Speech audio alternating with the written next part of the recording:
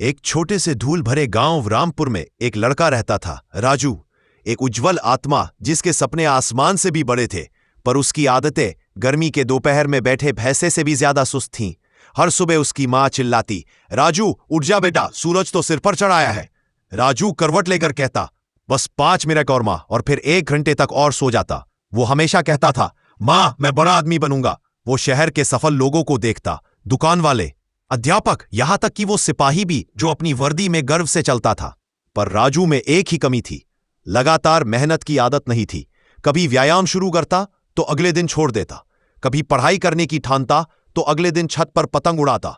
उसके पास सपने थे लेकिन अनुशासन नहीं। एक दिन शाम को उसकी मुलाकात गोपाल काका से हुई, एक बुजुर्ग रिटायर्ड फौजी जो गांव के किनारे रहते थे। हर सुबह बिल्कुल 4 बजे उठना, आंगन झाड़ना, पुशअप्स करना, पढ़ना, फिर बगीचे में काम करना उनकी दिनचर्या रोज की थी। राजू सोचता, काका ये सब क्यों करते हैं? ना कोई बॉस, ना स्कूल, ना दबाव। फिर एक दिन उसने पूछा, काका आपको ये रोज रोज वही बोरिंग काम करते हुए थकान नहीं होती? गोपाल काका मुस्कुराए, पसीना पोंछा और बोले, बेटा आदतें किसान की तरह होती हैं, जो बीज आज बोगे वही कल उगेगा। परिणाम अभी नहीं दिखेगा, पर एक दिन तुम्हारी आदतें ही तुम्हें या तो खिलाएंगी या भूखा रखेंगी। राजू पूरी तरह समझ नहीं पाया, लेकिन यह बात उसके दिल में कहीं गहराई तक उतर गई। उस रात वो सो नहीं सका। उसे अपने सारे अधूरे काम याद आए, वो सब बार जब उसने बीच में ही हार मान ली थी।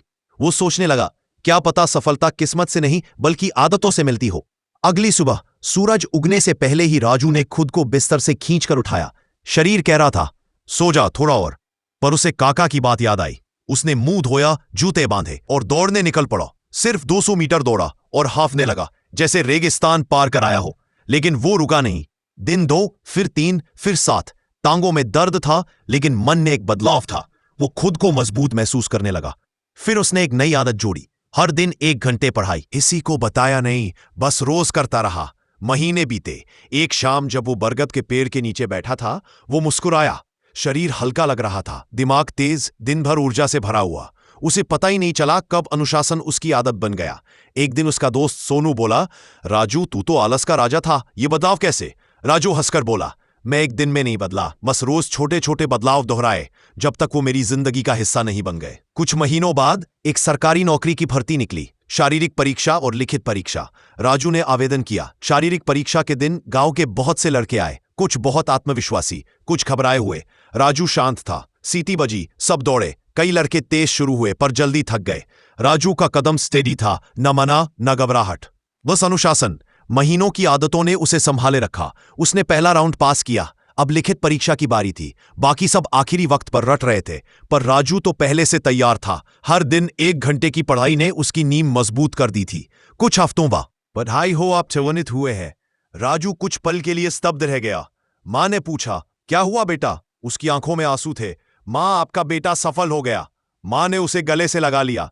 पूरा गांव जश्न में डूब गया, पर सबसे ज्यादा खुश गोपाल काका थे। उन्होंने गर्व से कहा, देख बेटा, प्रेरणा शुरुआत करवाती है, पर आदतें तब भी साथ देती हैं जब ताकत साथ छोड़ दे। और फाइनली सोल्ड। हम सोचते हैं कि बड़े बदलाव के लिए बड़ी मेहनत चाहिए, पर असली परिवर्तन छोटे छोटे काम रोज करने से आता है। ना कि एक दिन, ना एक हफ्ता, बल्कि तब तक जब तक वो तुम्हारा हिस्सा ना बन जाए। तुम्हें अपनी जिंदगी एकदम बदलने की जरूरत नहीं, बस आज एक छोटा कदम उठाओ। 10 मिनट चलो, 5 पेज पढ़ो, 10 पुशअप्स करो, 15 मिनट पहले उठो, क्योंकि तुम्हारी आदतें ही तुम्हारा भविष्य लिखती है। सोच समझकर चुनो।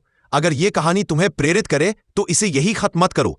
आज से अपनी एक नई आदत शुरू करो, क्योंकि छोटे कदम ही बड़ी मंजिल तक ले जाते हैं। अगर तुम्हें यह वीडियो पसंद आई तो सब्सक्राइब करें, बेल आइकन दबाएं और अपनी जिंदगी को बदलने वाले और वीडियो देखें। यह है वॉइस इन द राइज और मैं मिलूंगा आपसे अगली प्रेरणादायक कहानी में।